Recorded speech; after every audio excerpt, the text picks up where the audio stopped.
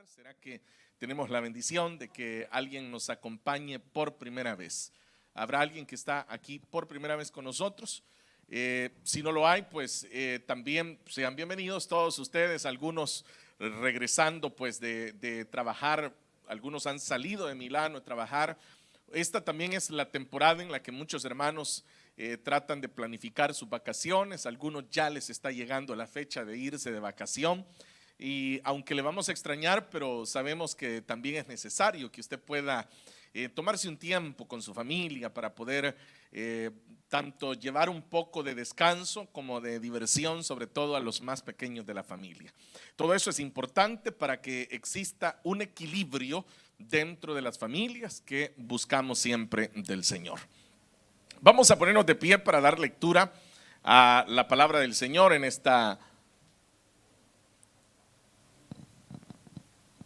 calurosa tarde que el Señor nos regala, pero que también el Señor quiere regalarnos un consejo.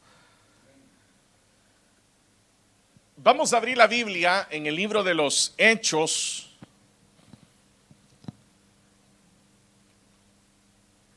capítulo número 8, vamos a leer del libro de los Hechos.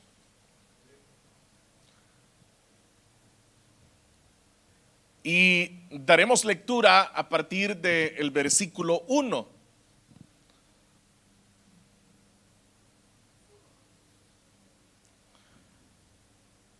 Dice la palabra del Señor: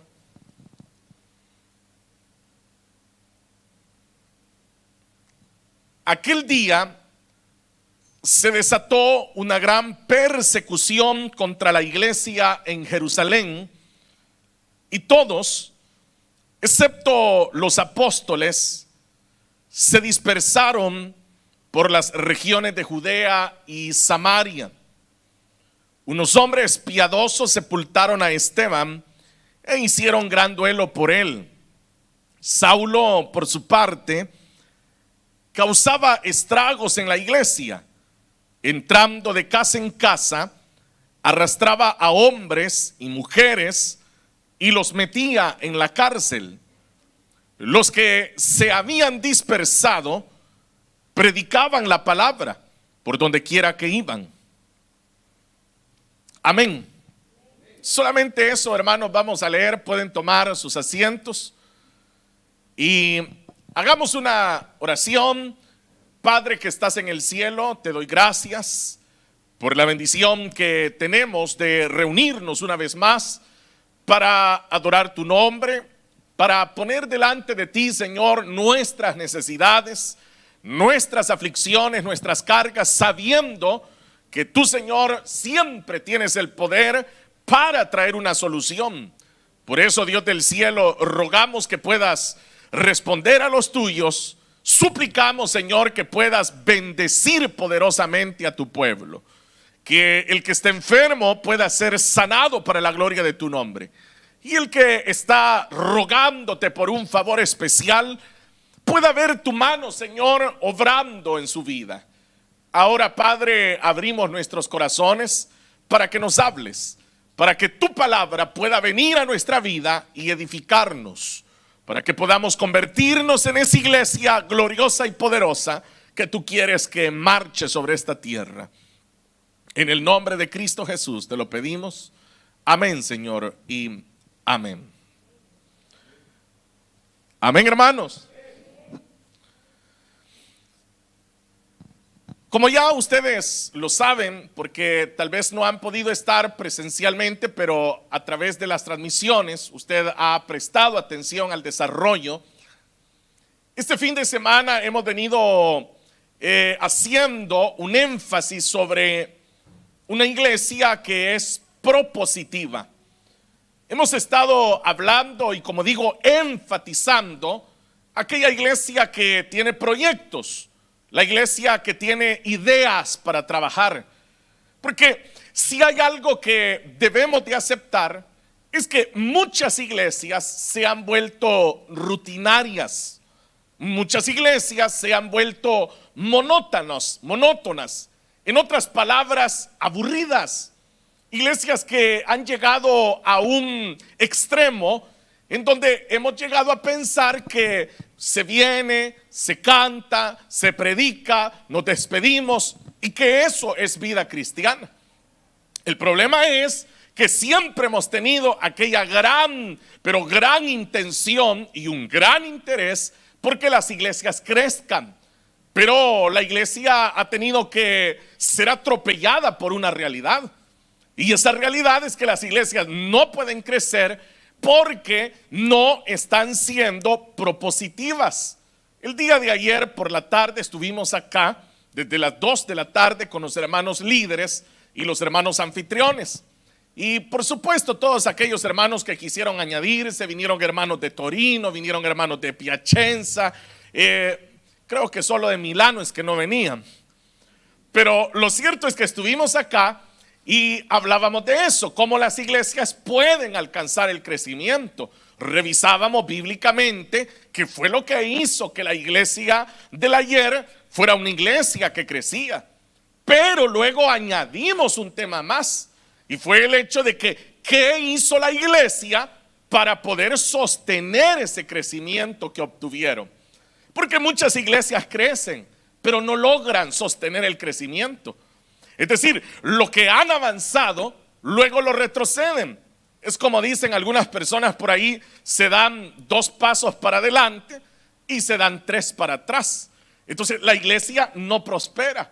Y eso es algo que a nosotros debería de cuestionarnos como iglesia. ¿Qué hacer nosotros? ¿Cuáles son los desafíos que enfrentamos? Entonces hoy concluimos esta serie de temas. Lo concluimos hablando de que hay una frase que creo que todos en algún momento la hemos dicho, y es la frase de que los tiempos han cambiado, dice uno. ¿Cuántos han dicho así, los tiempos han cambiado? Uno, por ejemplo, mira a los niños y ellos ahora están tan familiarizados con la tecnología que uno dice, mire cómo han cambiado los tiempos, dice uno. Que cuando yo era niño uno jugaba con tierra y ahora los niños juegan con dispositivos. Los tiempos han cambiado, pero eso nos lleva a una pregunta: ¿qué ha hecho la iglesia ante el cambio de estos tiempos? ¿Cuál es la actitud de la iglesia? Parece que hace muchos años, yo recuerdo que habían predicadores que con tanta pasión invitaban a las iglesias y decían, tenemos que ser como la iglesia del libro de los Hechos. Entonces esa era una predicación que se oía hace muchos años, ¿no? Y a uno le decían eso, tenemos que anhelar ser como la iglesia del libro de los Hechos. Pero eso a mí me despierta preguntas. Y la primera pregunta que me despierta es, ¿cómo era la iglesia del libro de los Hechos entonces? Porque cuando se hace esa invitación, pareciera que lo que se tiene en mente es, por ejemplo, que la iglesia del libro de los Hechos fue bautizada con el Espíritu Santo, que la iglesia sanaba a los enfermos, que la iglesia donde oraba el lugar temblaba. Entonces uno se enfoca en esos aspectos, en esas señales, porque esos son señales que acompañaron a la iglesia y que entonces se envidian esas señales. Pero no fueron solo señales. La iglesia del ayer fue una iglesia que tuvo una calidad de vida y una condición de vida que les permitió a ellos mantenerse creciendo y a la vez sosteniendo el crecimiento que alcanzaban. Entonces ayer hablábamos, por ejemplo, de la armonía que ellos sostenían.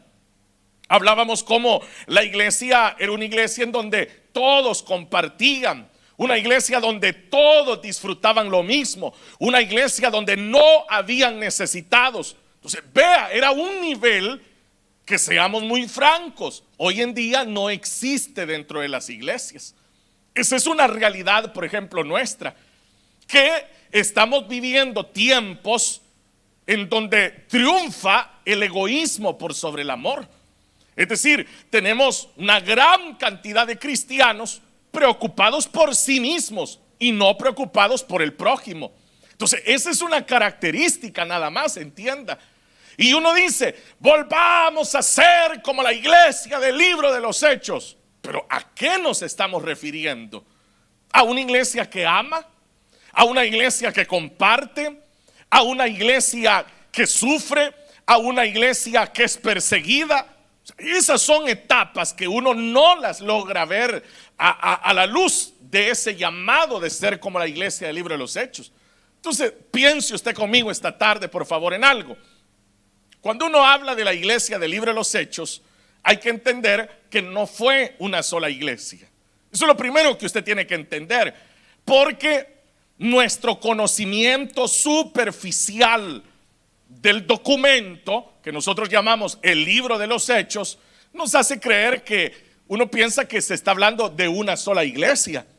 Pero Lucas, que es quien escribe el libro de los Hechos, Lucas no es que le esté contando solo de una iglesia. Lo que Lucas está haciendo, él escribe en base a la necesidad que él tiene de relatar el avance y el crecimiento de la obra de Dios en ese momento. Eso es lo que Lucas está haciendo. Piensa en algo. Si usted lee el libro de los Hechos, desde el capítulo 1 hasta el capítulo 7, allí Lucas está hablando de la iglesia de Jerusalén. Esa es la iglesia que él menciona ahí, la iglesia que nace en Jerusalén. Pero si usted tiene cuidado, del capítulo 8 hasta el capítulo 28, Lucas no vuelve a hablar de la iglesia de Jerusalén. Entonces uno se equivoca al decir la iglesia del libro de los Hechos. No fue una sola iglesia. Por eso le digo, del capítulo 8 hasta el 28, Lucas habla de muchos otros lugares en donde la palabra de Dios comienza a ser predicada, en donde el evangelio llegó gracias a ciertas circunstancias que ya las vamos a mencionar. Pero entienda eso, que no era una sola iglesia. Si el evangelio se hubiera quedado solo en Jerusalén, hubiera sido una sola iglesia. Y lo más probable es que el evangelio no hubiese llegado a otros lugares. El único capítulo en donde Lucas vuelve a mencionar a Jerusalén es en el capítulo 15, porque él vuelve a hablar de Jerusalén por el famoso concilio de Jerusalén. Pero de lo contrario, él no menciona ya la iglesia de Jerusalén. Él está centrado en ir dando diferentes narraciones que demuestran el avance y la evolución de la iglesia. ¿Oyó bien esa palabra? La evolución de la iglesia. ¿Usted ha oído hablar de evolucionar? ¿Quiénes han oído ya la palabra evolución? ¿Sí? Amén. Bueno que ya la han escuchado. ¿Qué es evolucionar? Evolucionar es ir cambiando, es ir madurando, siendo transformado, avanzando, entendiendo, reinterpretando los tiempos y los papeles que se juegan en ellos. Entonces, esta tarde, de una manera bastante sencilla, yo quiero mostrarle a usted que el libro de los Hechos se trata de eso. Lucas lo que está narrando es cómo la iglesia se iba adecuando a los tiempos que vivía, a las circunstancias que enfrentaba. Ellos no se quedaron siendo una estructura rígida, inflexible, sino que la iglesia se convirtió en un organismo que se supo adaptar a todo lo que venía. Si usted notó en la lectura que hicimos, dice al inicio que aquel día se desató una gran persecución contra la iglesia, y lo aclara, dice en Jerusalén. O sea, la iglesia que estaba siendo perseguida en ese momento era la iglesia que estaba ¿a dónde? En Jerusalén. Esa era la iglesia que estaban persiguiendo. Entonces, ¿qué hizo la iglesia? ¿Qué hizo la iglesia? Piense que usted es de los hermanos de la iglesia de Jerusalén. ¿Qué hubiera hecho usted? Los hermanos no se quedaron allí y dijeron, bueno, muramos en el nombre de Cristo todos aquí en Jerusalén. Que eso es lo que evangélicamente se nos ocurriría a nosotros, ¿sí o no? Uno diría, no huyan, no sean cobardes, hermanos, ¿para dónde van? que no tienen a Cristo en el corazón. Pero ellos sí huyeron. Cuando vino la persecución, ellos lo que hicieron fue salir de Jerusalén. Ahora, esto tenía un propósito de parte de Dios. Y es lo que dice el versículo 4. Note lo que dice el versículo 4. Los que se habían dispersado, predicaban la palabra por donde quiera que iban. Entonces, note que el Señor usa la persecución para que ellos salgan de Jerusalén. Todo estaba marchando muy bien en Jerusalén.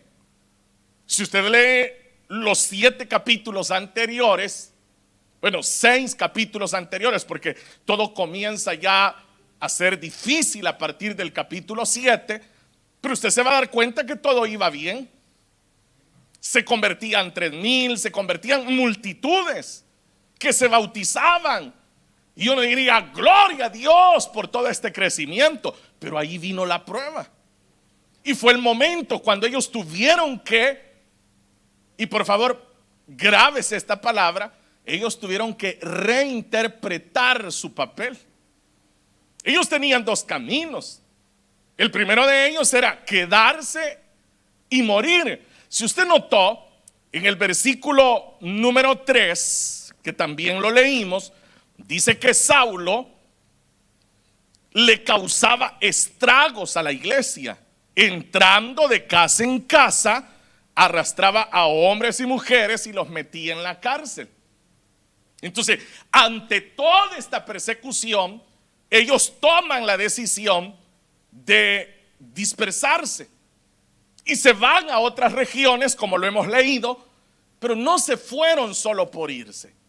Ellos entienden que la salida de ellos de Jerusalén tiene un propósito de parte de Dios, y que el propósito es que ellos lleven el evangelio a otras ciudades. ¿Lo está comprendiendo, sí o no? Entonces, había un propósito de parte de Dios que ellos salieran de Jerusalén. No es porque fueran cobardes, no es porque tuvieran miedo de perder la vida. Había un propósito. Yo no sé si usted logra identificarse en este pasaje, porque dice que ellos salieron de Jerusalén, llegaron a otros lugares y llegaron a predicar el evangelio. Bueno, todos los que estamos acá, la mayoría, son muy pocos los que no vienen de otros países. ¿Qué lo hizo a ustedes salir de su país? ¿Por qué se encuentra en este país? Bueno, hay diferentes razones, ¿no? Algunos por amenazas de muerte, otros por situaciones económicas, otros por salvaguardar la vida de sus hijos, otros por la reunificación familiar. Hay tantas situaciones que hicieron que abandonáramos nuestra nación. Y ahora nos encontramos en una nación diferente.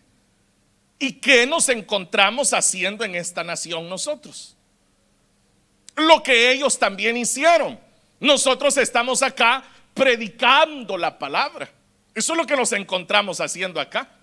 Usted, cuando salió de allá de su país, usted dijo, me voy para un futuro mejor.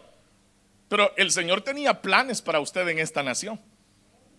Y aquí están ustedes, algunos son diáconos, otros son líderes, otros son maestros de escuela bíblica, otros son anfitriones, otros ya son supervisores, coordinadores. Hay tanto que Dios ha hecho, y lo ha hecho a través de la dispersión, como lo hizo con ellos. Entonces, le estoy hablando de esto para que usted entienda que allí, en ese momento, nace la iglesia misionera, la iglesia que dejaría de ser una iglesia local y se convertiría en una iglesia de carácter misionero. Empezaron a llegar a otras ciudades. Por eso el versículo número 5, que ya no lo leímos, dice que Felipe bajó a una ciudad de Samaria y allí comenzó a anunciar el evangelio en Samaria. Entonces el evangelio comenzó a correr por otras ciudades. Por eso le decía que Lucas lo que está haciendo es mostrándonos el avance y cómo evolucionó la iglesia. La iglesia dejó de ser el grupo que estaba en Jerusalén y ellos entendieron lo que estaba sucediendo y comenzó la obra a crecer, a avanzar, a multiplicarse y empezó, por supuesto, a evolucionar. Entonces, por eso le decía que en estos capítulos, uno lo que puede ver del capítulo 8 al capítulo 28 es una iglesia que avanza, una iglesia que se multiplica, una iglesia que fue evolucionando, que, como le dije, dejó de ser estática, dejó de estar quieta, dejó de ser rígida, sino que comenzó a ser flexible, comenzó a ramificarse, comenzó a llegar a lugares que, seamos francos, ellos no habían pensado afectar a través del evangelio, sino que el Señor fue quien los llevó a ese momento para que ellos pudiesen llevar el evangelio del Señor. Esta tarde yo quiero mostrarle a usted que ellos entendieron el desafío, y hay 3 pasajes de la escritura en este mismo libro de los Hechos que hoy se los voy a mostrar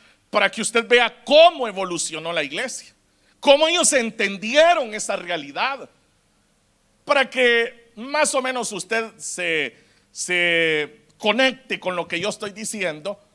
Vea, nosotros hemos enfrentado eso muy recientemente. Por ejemplo, esto de la pandemia. O sea, ¿cuándo nosotros nos imaginamos que íbamos a tener que hacer los cultos online?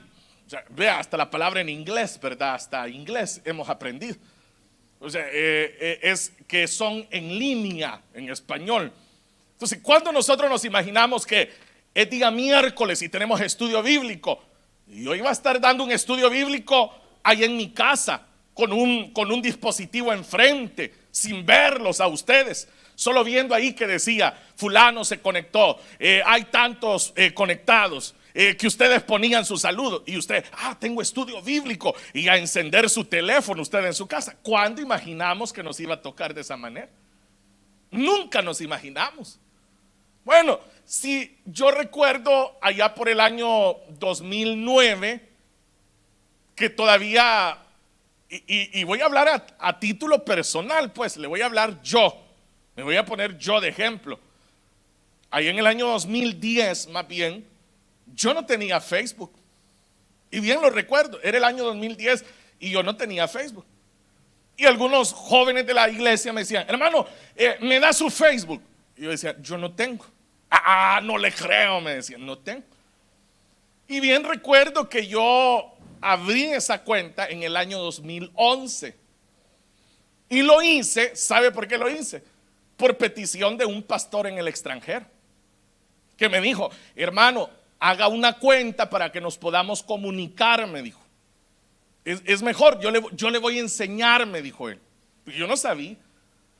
Entonces, son realidades con las que uno tuvo que adaptarse, que fueron con el tiempo. Ahora, yo recuerdo que habían colegas consiervos que decían, no, eso es del diablo, decían. Eso de tener Facebook es del diablo, que el Señor lo reprenda. Pero luego, todos estábamos usando el Facebook durante la pandemia, ¿verdad? Todos estábamos ahí, ya es hora de la directa. Todos estábamos conectados. ¿Cuántas actividades hoy se están realizando? Por ejemplo, a través de la plataforma Zoom, que es una de las que se están utilizando. Por ejemplo, nosotros los días martes, nosotros tenemos un estudio de la guía que se está compartiendo los días sábados en las células. No venimos al local con los líderes y los anfitriones, lo hacemos a través de esa plataforma. Ahí estamos en una aplicación. Entonces, nos hemos tenido que replantear nuestro papel en este tiempo. Eso, solo que en diferentes situaciones le sucedió a la iglesia también. Ellos tuvieron que hacerlo también. Entonces, le voy a hablar de 3 pasajes nada más que nos demuestran eso.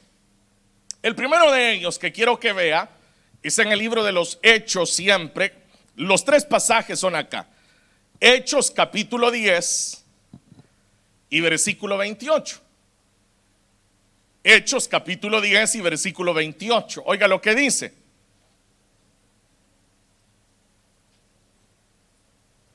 Quien está hablando acá es el apóstol Pedro, y él dice: entonces les habló así: ustedes saben muy bien que nuestra ley prohíbe que un judío se junte con un extranjero o lo visite, pero Dios me ha hecho ver que a nadie debo llamar impuro o inmundo. Oiga, ¿quién está diciendo esto? Lo está diciendo Pedro. Cuando lo dijo, cuando él llega a la casa de Cornelio. Él llegó a la casa de Cornelio porque el Espíritu le ordena que vaya, no porque Pedro no iba a ir. Y note la palabra tan clara que Pedro está usando. Dice: nuestra ley nos prohíbe. Entonces quiere decir que llegó el momento en donde ellos tuvieron incluso que dejar de lado lo que en algún momento para ellos era ley. ¿Por qué lo hicieron? Por amor a las almas. Pedro estaba esperando que le sirvieran la comida, cuando el Señor le tuvo que hablar. Pedro, mata y come, le dijo. ¿Y cuál fue la respuesta de Pedro? La respuesta religiosa de todo judío: no, nunca he comido nada de eso. Yo siempre he guardado la ley tal cual me la enseñaron. Hasta que el Señor le dice: Pedro, no llames impuro lo que yo ya purifiqué.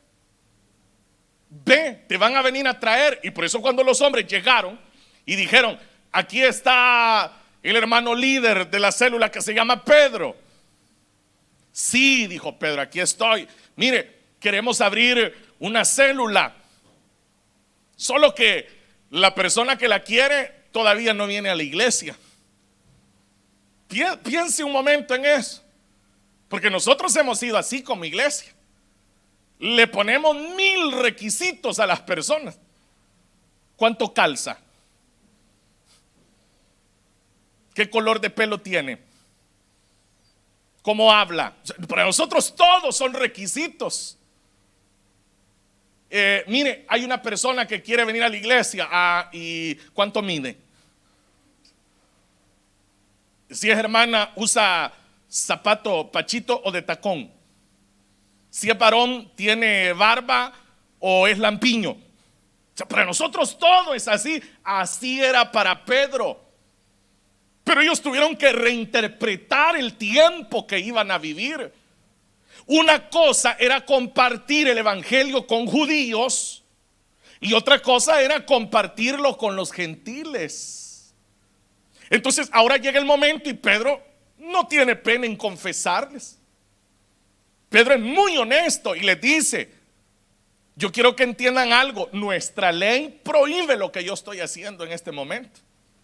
Esto que yo estoy haciendo de estar aquí en la casa de ustedes, soy un impuro a los ojos de todos los demás por lo que estoy haciendo. Y se acuerdan que el maestro era el ejemplo que les había dado a sus discípulos. Ese era el ejemplo que Jesús les dio. Si los fariseos se enojaban y ardían en cólera y decían: pero ¿qué hace sentado en medio de prostitutas, de ladrones, en medio de los recaudadores de impuestos? Y el Señor les decía: es bien sencillo. Es que los que están sanos, o que se sienten y se consideran sanos, no necesitan de un médico. El médico es para los enfermos, les decía el Señor. Y le llegó ahora el momento a sus discípulos, y Pedro llega. ¿Y sabe cuál fue la sorpresa de Pedro? Predica, se convierten, y hasta el Espíritu Santo cayó sobre todos los gentiles que estaban ahí. Pensé que iban a decir gloria a Dios ustedes, o no sé si son judíos ustedes y están enojados porque Pedro fue a donde Cornelio. O sea, yo sé que es difícil, por eso le digo, es difícil porque durante años y años a muchos nos inyectaron religiosidad. Entonces como que arrancarse eso es difícil. Por eso es que hay hermanos que todavía dicen: es que me cuesta, porque como a mí así me enseñaron. Pero eso es lo que Lucas está haciendo, nos está demostrando que hubieron muchos que así les enseñaron, pero estuvieron dispuestos a evolucionar por causa del evangelio, que cambiaron por causa del evangelio, en beneficio del evangelio. Y ahí está Pedro. Pedro dice: esto que yo estoy haciendo va contra la ley. Siga el versículo, dice: que un judío se junte con un extranjero y lo visite, pero Dios me ha hecho ver. Y eso es lo que usted y yo necesitamos, que Dios nos haga ver como Él ve. ¿Y cómo ve Dios? ¿Cómo ve Dios? Con misericordia. Dios había visto con misericordia la vida de Cornelio y toda su familia y sus amistades. Pero ¿cómo lo veía un judío? Como alguien impuro, como alguien indigno, que no se me acerque. ¿Por qué lo dejaron que entrara a la iglesia? Sáquenla de la iglesia. Pero el Señor no mira así. Entonces la iglesia debe de entender esto, que hay realidades que debemos de enfrentar. Porque uno quisiera que la gente ya entre por la puerta ya bien convertida, bien transformada. Quisiéramos tener un escáner en la entrada para ver quién viene impuro y quién viene puro. Pero ese ha sido un grave error que hemos cometido. Y en lugar de ganar, nosotros alejamos a las personas de la iglesia. Las personas tratan de entrar a la iglesia y nosotros los corremos. Porque en vez de darles la mano, les damos una mirada de pie a cabeza. No sé qué signifique su silencio, hermanos, pero espero que signifique reflexión. Porque eso es lo que estaba sucediendo ahí. Pedro se lo dice claro: miren, de acuerdo a la ley, lo que yo estoy haciendo, esto es grave. Y saben que Pedro tuvo después que ir a dar declaraciones de todo esto. Tuvo que ir a decirle. Y Pedro tuvo que decir: ¿y quién soy yo? Dijo Pedro, para impedirles, si el Espíritu cayó sobre ellos. ¿Qué es el Espíritu? ¿Quién soy yo para impedirles que hasta se bauticen en agua? Porque ahí deben haber estado, ¿verdad?, los hermanos diciendo: ¿y cuánto tiempo tienen de convertidos? ¿Se le han visto frutos? ¿Cuánto mide? ¿Puede nadar? Para nosotros todo es así, con leyes, con preceptos. Nosotros le ganamos a Moisés, porque para nosotros todo tiene que ser así. No, es que así es. Y muchas veces cuando uno pregunta: ¿y por qué es así? Es que así me enseñaron. Y está en la Biblia. No, pero a mí así me enseñaron. No estamos dispuestos a quebrar esas ideas en beneficio de las almas. Entonces allí afuera hay muchas personas esperando venir a la iglesia, pero el ingreso de ellos depende de usted. De usted depende. Si usted cuando entren les va a dar la mano, les va a dar un abrazo, o les va a dar una escaneada. Voy a pasar a un segundo texto porque creo que ya los estoy ablandando. Ahí cerca, Hechos capítulo 11, versículo 19. ¿Ya lo tienen? Los que se habían dispersado a causa de la persecución, que son los que acabamos de ver en el capítulo 8, de la persecución que se desató por el caso de Esteban, llegaron, dice, hasta, oiga, ¿dónde llegaron? Fenicia, Chipre, Antioquía. Ve hasta dónde habían llegado, pero note lo que sigue: sin anunciar a nadie el mensaje, excepto a los judíos. El Señor los había sacado de Jerusalén. Salgan, vayan a predicar. Y ellos llegan a Fenicia, a Chipre y a Antioquía y andaban así, viendo, ¿usted de dónde es? Salvadoreña. Le invito a la iglesia. La mentalidad de ellos. Le querían predicar solo a los judíos. Nosotros hasta hace poco hemos empezado ya a tener en medio de nosotros hermanos que son del Ecuador, de Perú, hermanos de Honduras, hermanos de Guatemala. Tenemos un par de hermanos nuestros acá que son ya italianos. Pero deberíamos de alcanzar mucho más nosotros, mucho más. Ya dejen de andar buscando solo salvadoreños. Ahora, ¿por qué buscamos solo salvadoreños? ¿Por qué buscamos solo salvadoreños? Por lo que acabamos de hablar. Porque uno dice, es que si es del Salvador ha de conocer la Elín. Para los hermanos nuestros que están acá, que son de otros países, Elín es la iglesia más grande del Salvador. Bueno, hasta hace poco era todavía la segunda iglesia más grande del mundo, solo por detrás de la iglesia del pastor Cho en Corea del Sur. Entonces se podrán imaginar cuando un salvadoreño uno le dice somos de la Elín, entonces la gente rápido identifica qué es Elín. Entonces uno anda buscando salvadoreños por eso. Pero resulta que el evangelio no es solo para los salvadoreños. El evangelio no es solo para los que conozcan la Elín.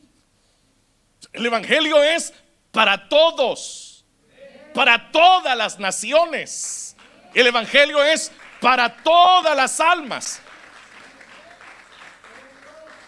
Entonces ellos estaban igual que nosotros y dijeron, solo a los judíos, oiga, a alguien que sea de aquí de Chipre no le vaya a hablar, porque ni idea tiene qué es la Elín, así que usted no le hable. Pero note el versículo que sigue, versículo 20. Sin embargo, había entre ellos algunas personas de Chipre y de Cirene que al llegar a Antioquía comenzaron a hablarles también a los de habla griega, anunciándoles las buenas nuevas acerca del Señor Jesús. Entonces tiene que haber alguien que rompa eso, que diga, no nos podemos quedar solo esperando a ver, nos vamos a ir a Malpensa, nos vamos a ir a Linate, ahí a la salida, ¿verdad? Al que vaya pasando con la maleta, viene del Salvador, lo invito a la Elín. Ahí vamos a estar solo así. Por eso le dije, aquí estaba naciendo la iglesia misionera que comenzó a llevar el evangelio fuera de Jerusalén. Pero entienden, era un desafío. Tenían que dejar de lado los conceptos religiosos que ellos habían adquirido desde niños. Desde niños. Bueno, yo recuerdo todavía cuando vine acá hace un par de años que todavía se sentaban las hermanas de un lado, los hermanos de otro lado. Conceptos religiosos. ¿A dónde están escritos en la Biblia? Y la gente, no, dice, pero es que desde que yo tengo memoria así ha sido. De repente venían personas juntas, matrimonios que eran invitados, y entonces el hermano diácono, diaconisa, como así le habían enseñado y le exigían que lo hiciera de esa manera, decían, no, lo lamentamos, pero se tienen que sentar aparte. ¿Y qué sucedía? Había mucha gente que decía, no, ahí no regresemos, bien feo, como lo sientan a uno por allá o el otro por allá. O sea, cosas tan sencillas, pues, que dígame, por ejemplo, usted ahí tiene a la par algún hermano, alguna hermana, ¿y en qué le quita a usted la bendición?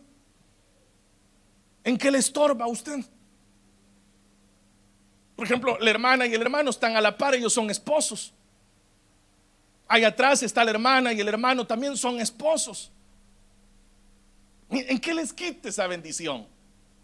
Pero note, eso es lo que aquí estaba ocurriendo. Pero hubieron algunos, dice que ellos sí comenzaron a hablar. Comenzaron a hablar, ¿y qué era lo que sucedía? Ve el versículo 21 que sigue. El poder del Señor estaba con ellos y un gran número creyó y se convirtió al Señor.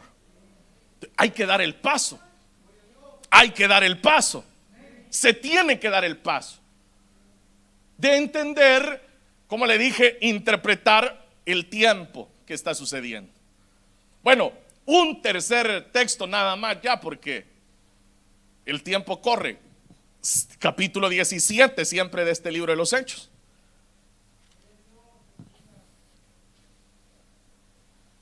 Esta solo es la introducción, hermanos, ya vamos a llegar al desarrollo.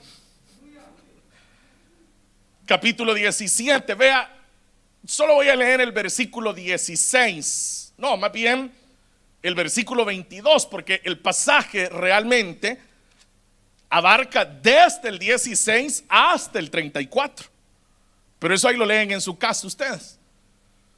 Yo se lo narro rápido. Pablo llega a Atenas, Grecia, la élite de la cultura y la filosofía de la época. Ahí estaban los grandes filósofos, los estoicos, epicúreos, una cosa extraordinaria, Grecia. Y llega Pablo. Cuando pienso en esto, pienso hasta en eso, el desafío teológico que la iglesia de ahora tiene. Porque hace años todavía uno decía, mire, crea en el Señor Jesucristo y punto. A usted lo demás no le debe de interesar. Pero el problema es que como los tiempos han ido cambiando, ahora hay desafíos. Y las personas cuestionan la fe, ¿sí o no?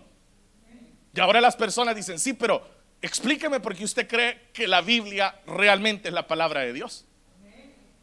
Y entonces dicen los hermanos, es que ahí dice, toda la escritura es inspirada por Dios, ahí dice. Sí, pero como yo no creo en la Biblia, demuéstremelo sin el versículo. Mire, dicen, le voy a dar el WhatsApp del pastor y ahí le escribe. No está mal la idea, o sea, hágalo, está bien. Pero lo que trato de mostrarle es que llega Pablo a Grecia. Y Pablo, por eso le dije, versículo 22, oiga lo que hizo Pablo, versículo 22. Pablo se puso en medio del Areópago y tomó la palabra. Ciudadanos atenienses, observo. Oiga lo que él hizo, lo primero que hizo fue, observo que ustedes son sumamente religiosos en todo lo que hacen. ¿Qué fue lo primero que Pablo hizo? Un análisis de la ciudad. Un análisis del comportamiento de los atenienses. Buscó por dónde llevarles el evangelio. O sea, muy diferente, ¿no? Por eso es que ustedes deben de entender que para acercarle el evangelio a alguien hay que encontrar temas en común para comenzar. Usted tiene que, si usted es anfitrión, por ejemplo, usted debe de aprender a ser muy amistoso, muy amistosa. Porque usted no le puede hablar a las personas solo para invitarlos a una reunión. Usted tiene que ser amigo de las personas. Tienen que aprender a socializar con las personas. El líder tiene que aprender a ser muy amigo de los que están cerca de él. Tenemos que observar a las personas. Por ejemplo, nosotros vivimos en este país. Usted ya observó detenidamente el país en el cual estamos. Y bueno, voy a ser más preciso, la ciudad en la que estamos. Porque de aquí de Milán a Nápoles ya cambió todo. Y estamos en el mismo país. Y ya cambió todo. Entonces, nosotros nos hemos visto estancados como iglesia. Y hablo de la iglesia de Cristo en general, ¿no? Por estos motivos. Porque no vemos a Pablo en Atenas. O sea, este es nuestro Atenas, pues. Y nosotros tenemos que observar y decir qué estrategia podemos poner en práctica para ganar a los italianos para Cristo. O sea, háblele usted a un italiano de Cristo, por ejemplo.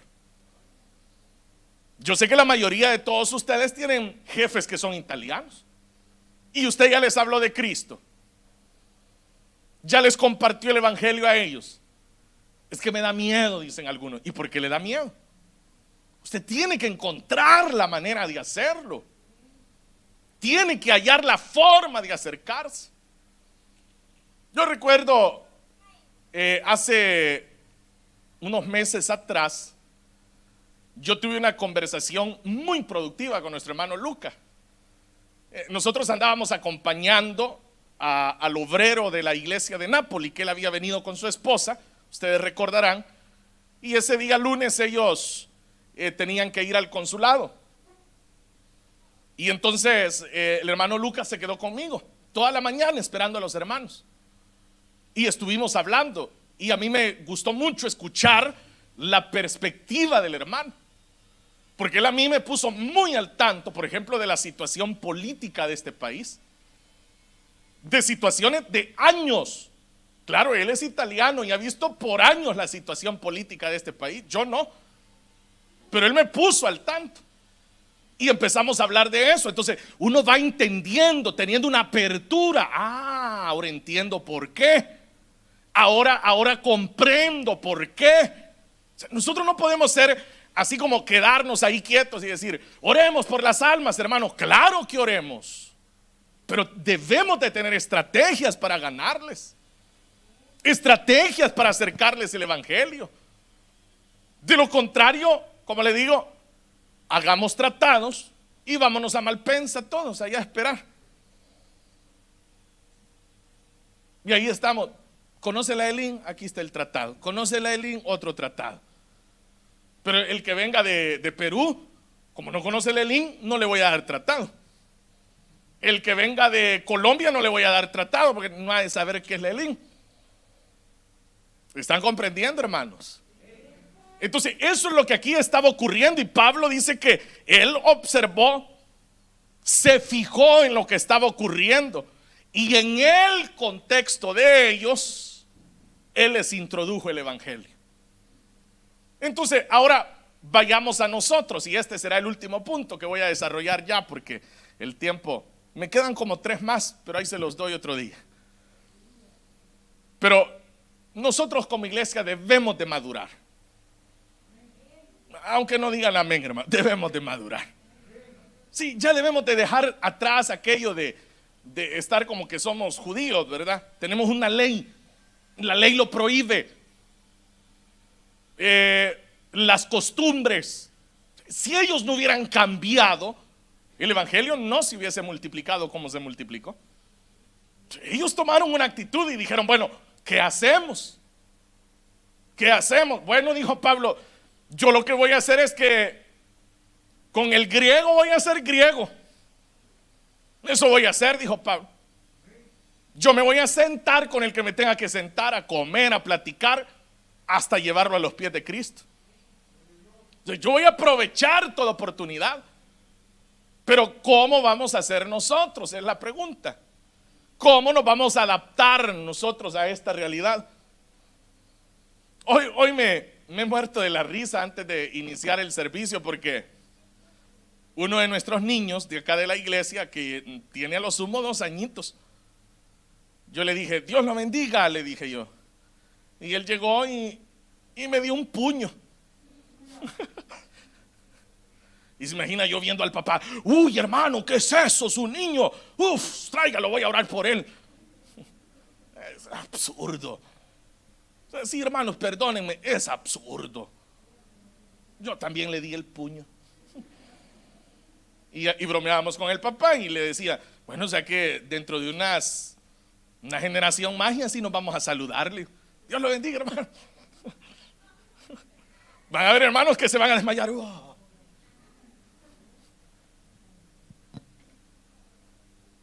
Debemos de evolucionar como iglesia, entender que los tiempos han cambiado. Ya no podemos nosotros querer que las cosas se hagan como se hacían hace 20 años atrás, por ejemplo. Vuelvo al hecho de la misión, los que conocimos la misión hace más de 20 años atrás. Es decir, ¿cómo vamos a hacer eso? Eso se hacía así. Ni siquiera en la misión central se hace ya así. Para que tenga una idea, pues. Para que tenga una idea.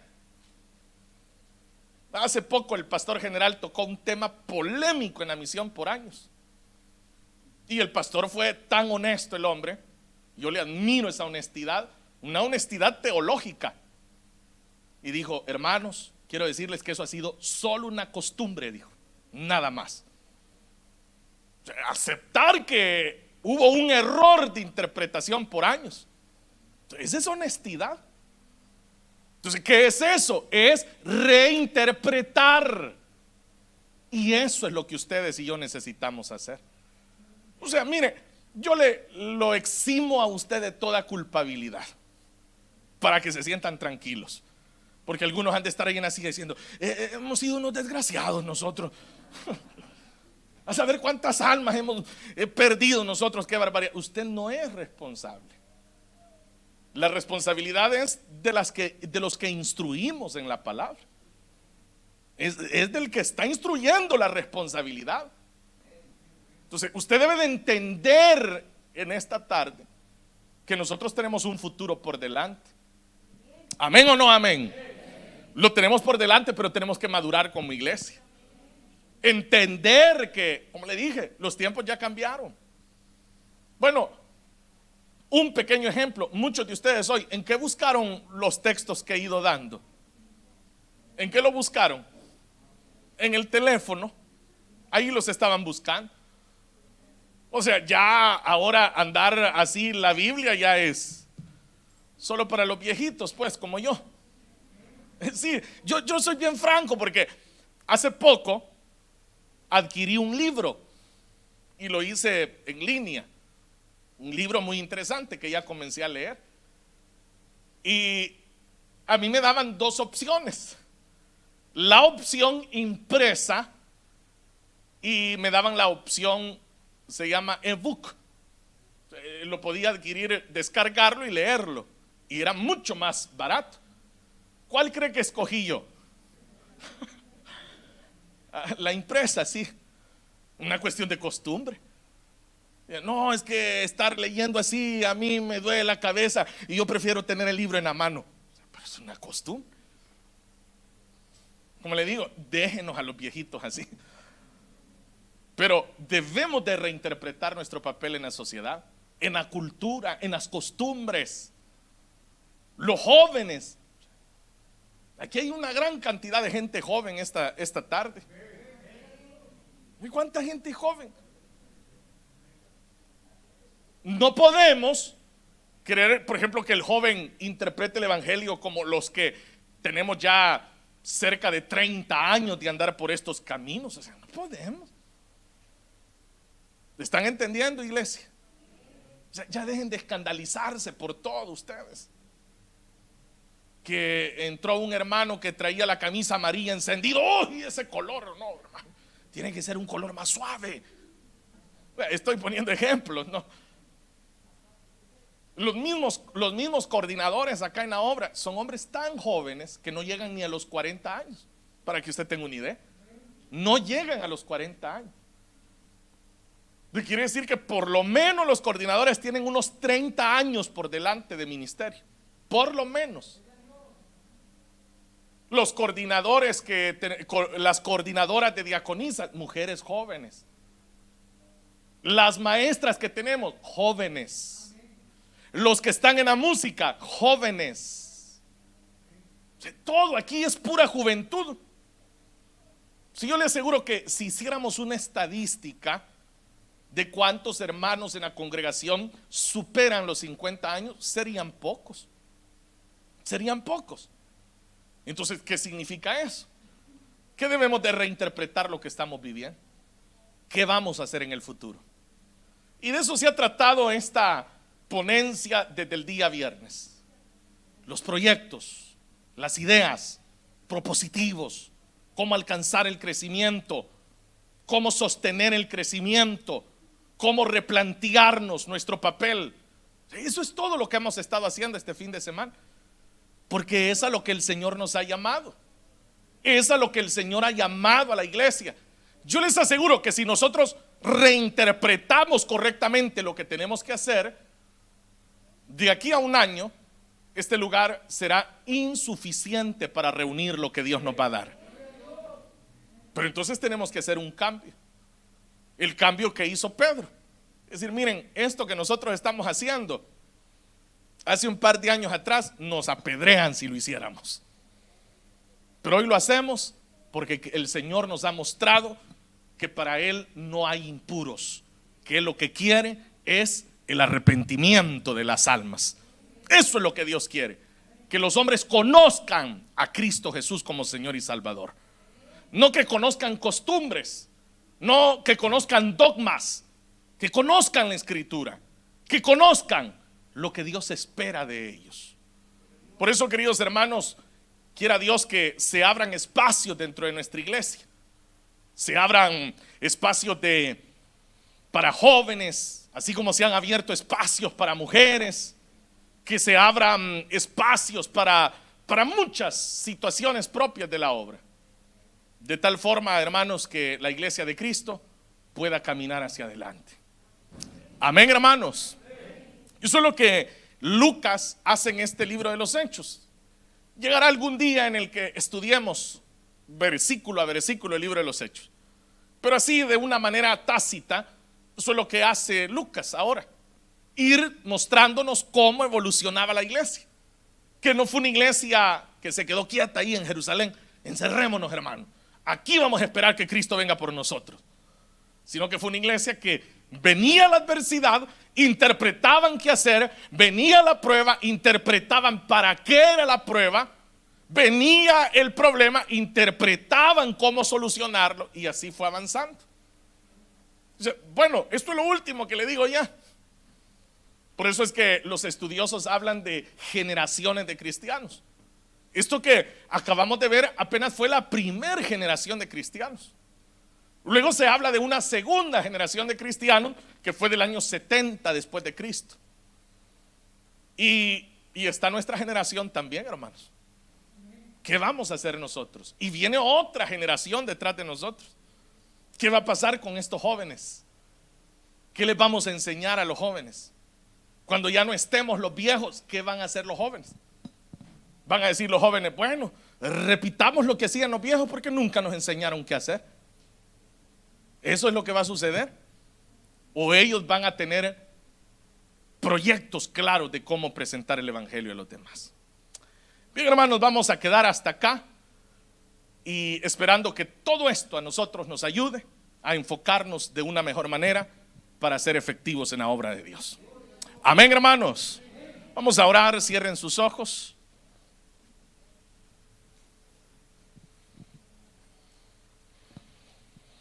Padre que estás en el cielo, te damos muchas gracias por permitirnos considerar estas verdades tan importantes de la Escritura, hacerlo de una manera responsable, hacerlo de una manera amorosa también, porque nuestro deseo es que tu obra siga adelante y no queremos ser nosotros quienes la obstaculicemos. No queremos ser nosotros el tropiezo para que otros vengan a tus pies, sino que por el contrario queremos ser nosotros el instrumento que acerque a muchos a abrazar el evangelio de Cristo Jesús, dejando atrás las creencias humanas, las costumbres, dejando atrás los paradigmas y enfocándonos en tu palabra, enfocándonos en la misión que nos ha dado y ser una iglesia de carácter misionero, llevar el evangelio a todas las naciones, a todas las ciudadanías, en todos los idiomas necesarios, para que muchos entiendan que tú eres el Señor. En el nombre de Cristo Jesús te damos gracias. Así es, Señor, te damos las gracias por la enseñanza recibida en estos 3 días, Padre Celestial. Que sea usted, Espíritu Santo de Dios, ayudándonos a comprender